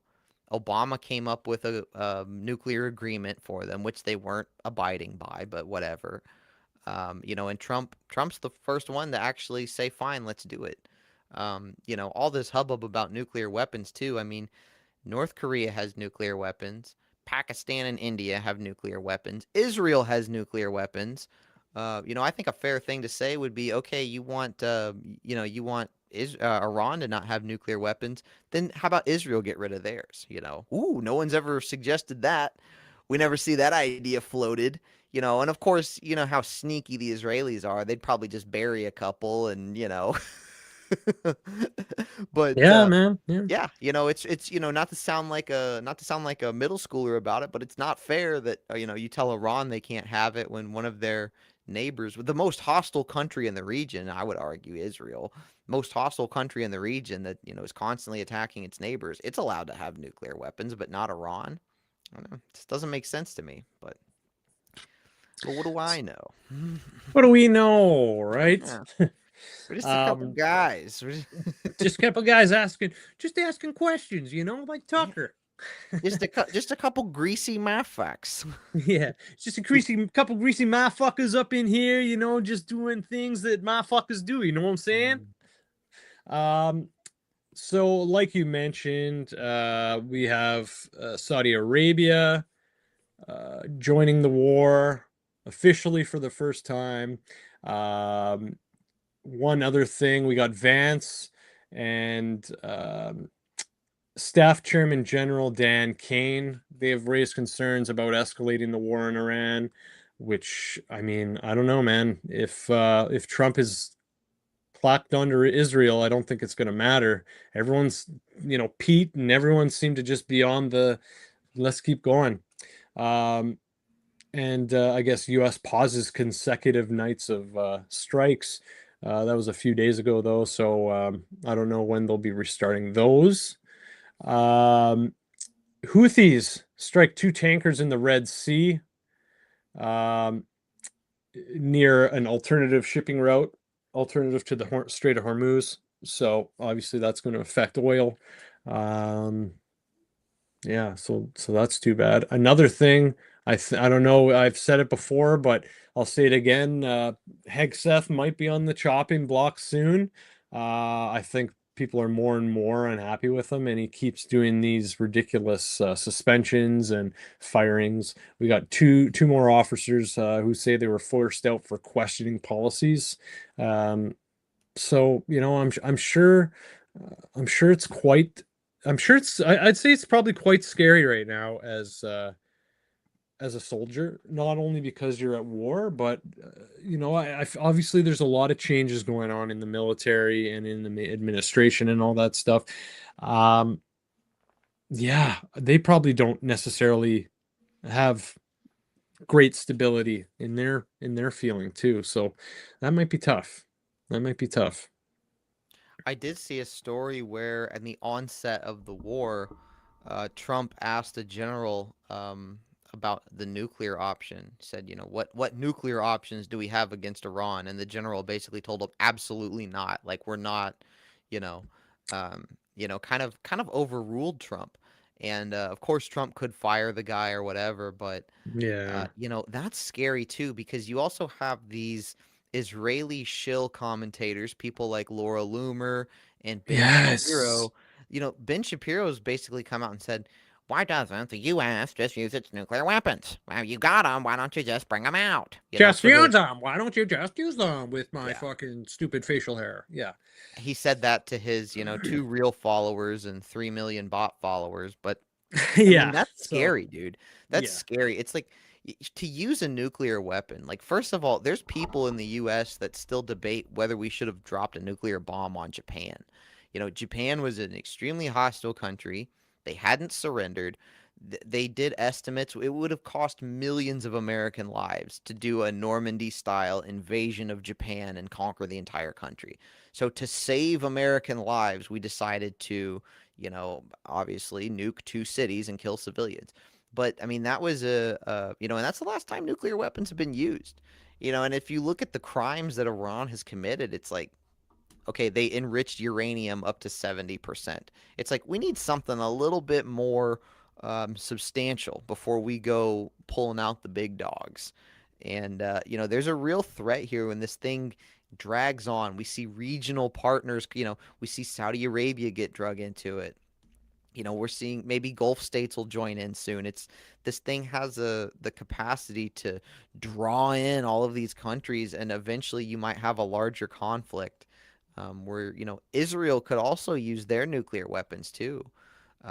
So Iran is not a pushover country. I mean, I think Americans have gotten kind of spoiled when we think of how quickly we knocked over Afghanistan, how quickly we knocked over Iraq. Iran is a huge country. They're a historic superpower. There's 90, 120 million people that live there. I mean, it's a very large country. It's an important country, sits on a very important part of the globe. And, as we've talked about before, with the rise of drone warfare and what we see in Ukraine, the Russian military stalling, essentially, drones favor the defender heavily. So if the U.S. were to try some sort of ground invasion of Iran, it would be horrific. It would be a World War II style battle. I mean, Russia Ukraine combined losses are about, each side's probably lost between 750,000 to 1 million troops. And just That's for context, unbelievable, it is man. unbelievable, and it's That not is talked about. unbelievable. It is. Holy shit, The dude. U.S. lost 500,000 troops in World War II. And that's still, everyone knows someone that, my, grandpa died in World War II. Like, a lot of people died in World War II, and a lot more people, you know, from once, 500,000 in the US versus a million Russians have died in this. That's So crazy. that's the kind of casualties you'd be talking about for some sort of invasion of Iran. We just kind of need to wrap this thing up and go. It sounds like Iran's going to control the Strait of Hormuz. They really have no reason to come to the negotiating table. They've been sanctioned. Their military's been degraded. We've done everything we can. Nothing's worked. And they're saying, okay, now we want control of the Strait of Hormuz. And it's probably just going to happen. And there is precedent for this. Turkey controls the strait, right by Istanbul that goes into the Black Sea. Turkey controls Okay. that, and they collect a toll on it. So, I mean, there's precedent for this, and it sounds like that's what's going to happen. And, Trump's just needs to kind of see the writing on the wall. Trump and Israel, I should say. A lot of people say that, Trump's being controlled by Yeah. Israel. I don't know, to what extent that is, but as we I think, discussed earlier, the sword of Damocles, the assassination attempts on him. I know that your opinion of Tucker, you don't like him as much as I do, but Tucker Carlson had Joe Kent on, and Joe Kent said basically the attempt on Trump's life in Butler is related to his inability to say no to Israel. So, you know, hmm, well, maybe yeah, man. That's I like that you brought, sorry, can you repeat it again? It's the what was the term you're referencing? The Nomocles? the sword of Damocles. Damocles, sorry, not Yeah. Normocles. The sword of Damocles. All right, right on, man. I like that. It's a I like sword that. that nobody sees besides the emperor that's threatening his life, essentially. It's an old tale. I heard Russell Brand say it. Russell Oh, Brand brought that up. okay. Let's move on then. Um, fuck that guy. Um, so as you were saying, as you were saying, like Iran's no pushover, right? So we got the drones. We have here they're getting more weapons, better weapons, and it's causing a real issue. Um, what's gonna happen when they can just start, like, never mind they just start destroying Israel or somewhere else. What if they start getting stuff that can start affecting Americans more?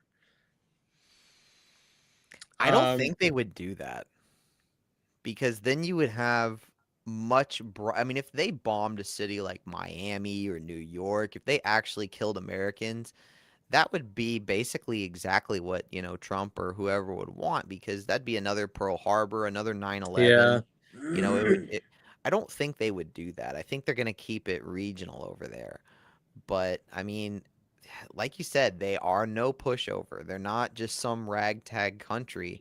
A lot of Americans, and I think we're getting better about this. America 20 years ago was much worse. We kind of had this attitude that we were number one, everyone else was substandard. But I mean, as we're seeing, Iran is not a pushover country. They can hold their own, and then they're doing that. They're resilient. And they're rebuilding, they're resupplying. Um, now they're getting what here they're getting missile systems from China. So, what if China starts pitching in more? You know, there's a lot of factors here. Uh, Chinese that sure are. are crafty, aren't they? Oh, you got that right, my friend. They're You got that very right, my friend. crafty. You got that right because we can't do a yeah. U.S. can't do anything about that. Like China could China could just demolish the United States by pulling out all their interests and money and stuff from the banks and just completely cripple the economy. Who knows what else they can do, right? So they're not gonna get into a big puffin match with China. Uh, I think that's the doomsday kind of scenario. U.S. versus Russia is one thing, but I think U.S. China, it's over. It's not going to be a fun fight for anybody. The Chinese have definitely been playing a long game, and like that's one thing with one political party you can do. It doesn't matter what the public thinks. You don't have to do these things to influence elections and midterms and presidential. It's just one party, and so they can do a 50-year plan, a 100-year plan. U.S. presidents come in and they've got to get shit done in 4 years, otherwise, they get voted out. So they're able to play long games and foster relationships. They don't engage in regime change and assassinations and all this shady shit that the CIA does. They do economic partnerships with countries, and they get in where they can fit in. And I think we're seeing a rising China, and they've got more energy than the U.S. does. Right now, we're trying to keep them from getting computer chips for AI, but they're getting close to figuring out how to manufacture those chips themselves. And if they someday they're going to take Taiwan, they could do it at any time, really.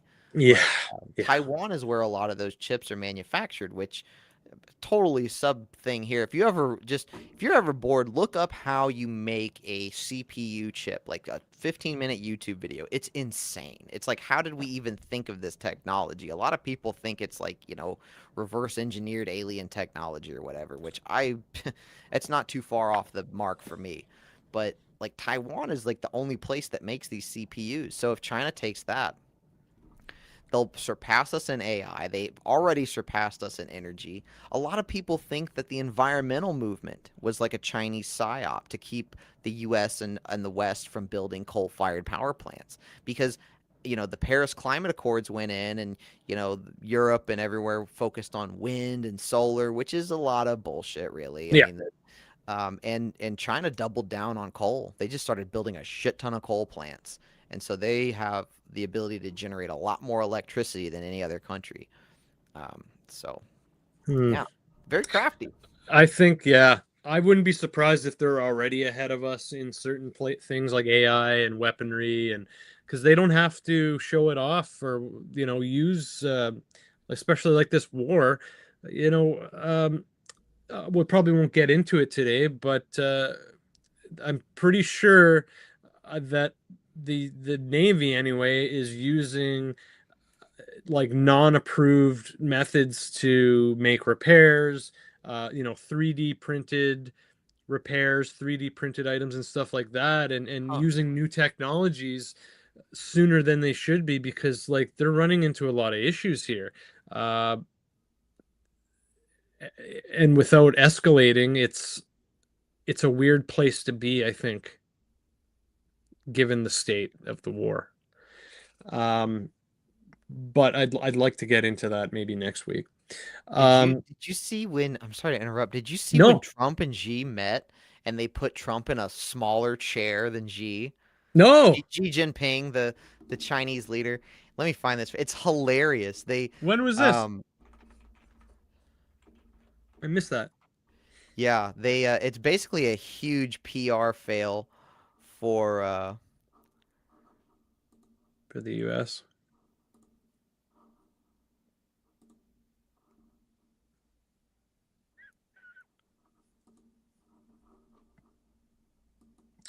A few more things to get into, and then we can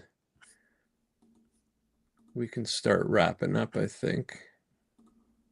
We definitely won't be able to get into everything I wanted to. That's okay though. so you can see here they purposely lowered Yo, Trump's chair jeez.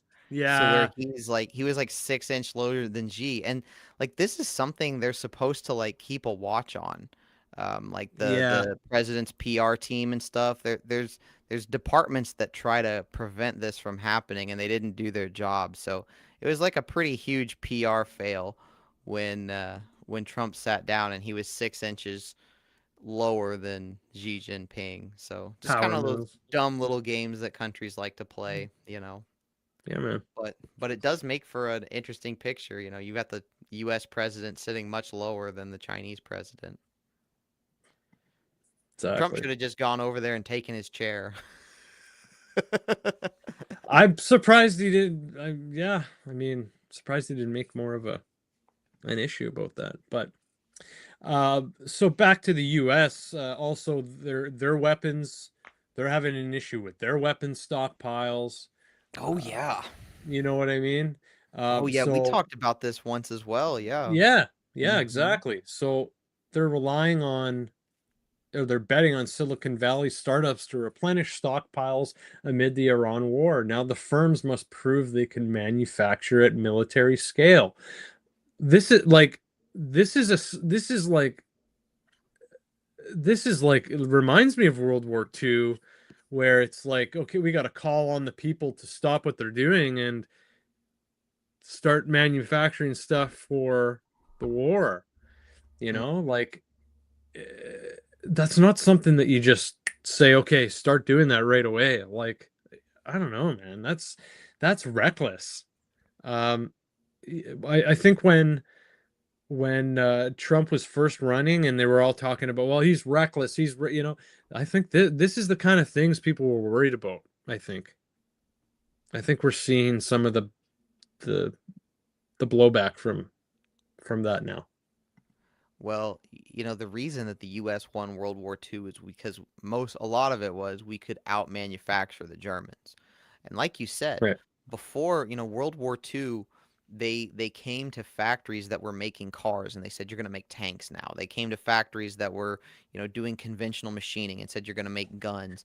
After World War II, we actually got the defense industry. These companies like, I don't know what they were at the time, but Lockheed and Boeing and Halliburton and yeah. Raytheon and you know, and their job is to make these, they have factories dedicated to making these armaments. And it's like some of these armaments, like you're talking about these Patriot missile systems, these Hellfire missile systems, they're not going to be replenished until like 2030.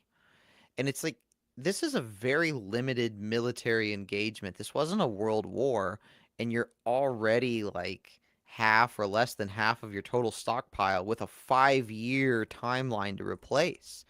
It's like I wonder if we've just put so much technology into our weapons that they're so hard to manufacture. I mean, is like every one of them a supercomputer or something? Like maybe the US needs to get, back to basics a little bit and, get some cheaper bombs or figure out how to bang these things out because any sort of direct conflict with Russia or China or whenever Trump finally decides to annex Canada, we'll need those we'll, we'll need those extra armaments. We'll need the ability to manufacture them very quickly. Or Greenland. We'll probably take Greenland first. Greenland, yeah, yeah, yeah. Go for Greenland. Go for There's like green, a buddy. hundred people that live up there. Yeah. I mean, come on, come on. We should just go fucking take Greenland, you know? Fuck. There has been I did see a thing that was like if the US and Canada like had ever made like merged or like had more economic partnership, like less tariffs, it's like Canada has a shit ton of natural resources. The US has a shit ton of like manufacturing capability. Like it would be a really good partnership for both sides. But then Trump came in and he enacted those tariffs and then there was Yeah. retaliatory tariffs on the Canadian side and I think, yeah, he's really, I mean, yeah. I think though, I think what'll happen when he's gone though, possibly whoever the president is, even if it is Vance, I think when the prime minister and the president meet next, the new president, like I think there'll be a discussion and it'll be like, okay, Trump's gone. Please understand, like you know who he was, like a fucking like you would with a fucking Mhm. child, basically, right?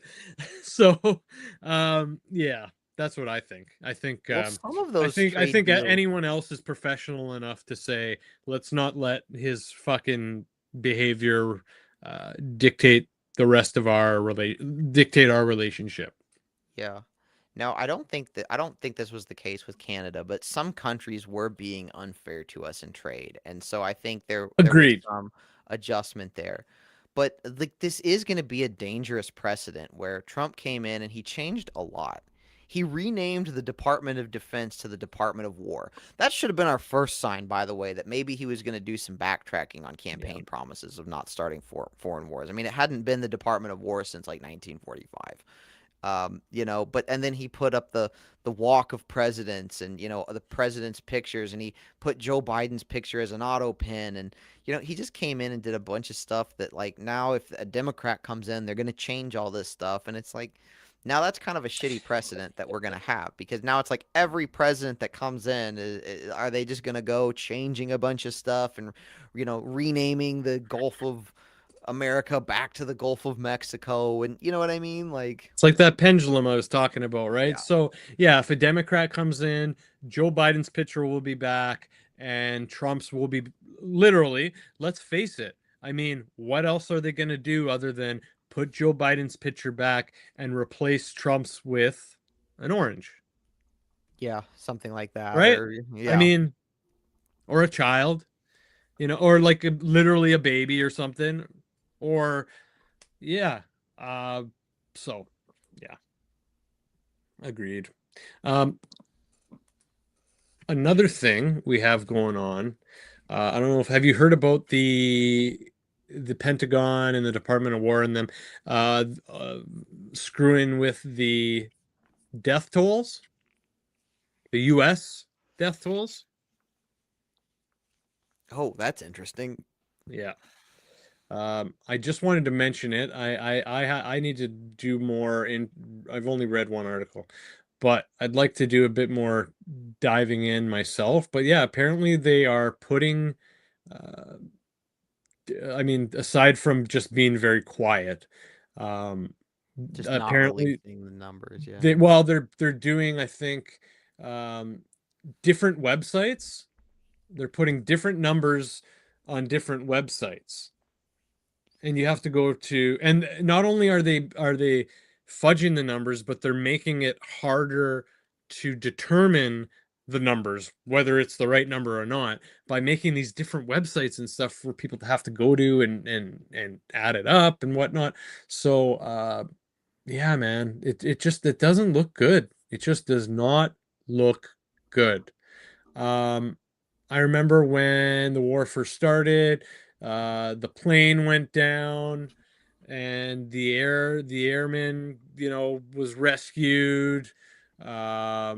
Well, first I remember the videos of the woman who got shot down and her almost being attacked by civilians, and then they're like, oh no, it's US, it's okay, American.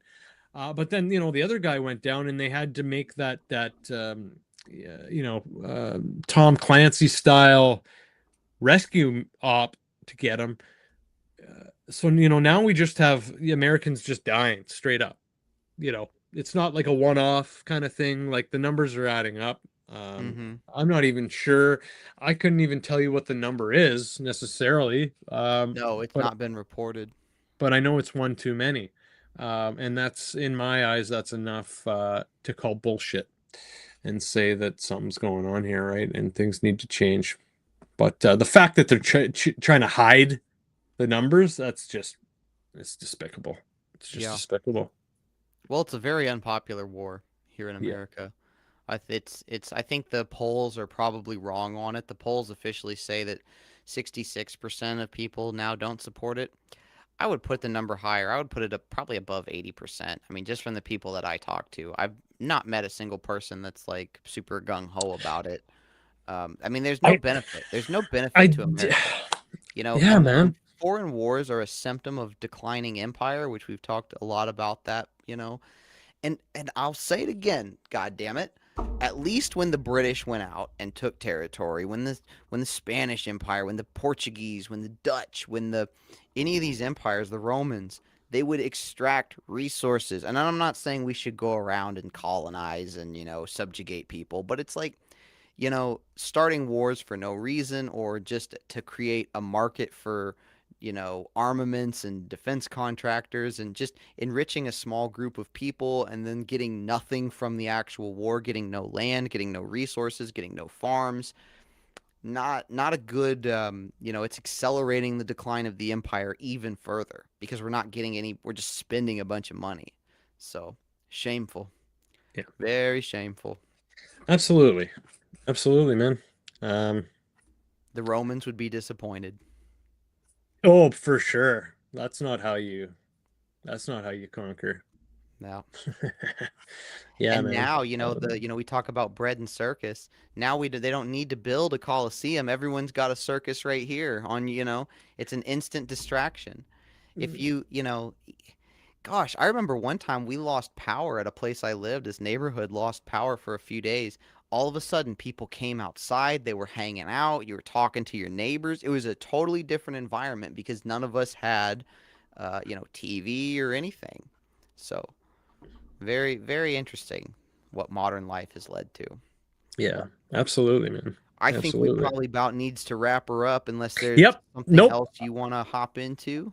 I was literally just gonna say that's gonna do it for us. Um, Next week we will probably jump into the Kirk trial, maybe Epstein a little bit. Ooh, We'll see what's going on with McConnell the turtle.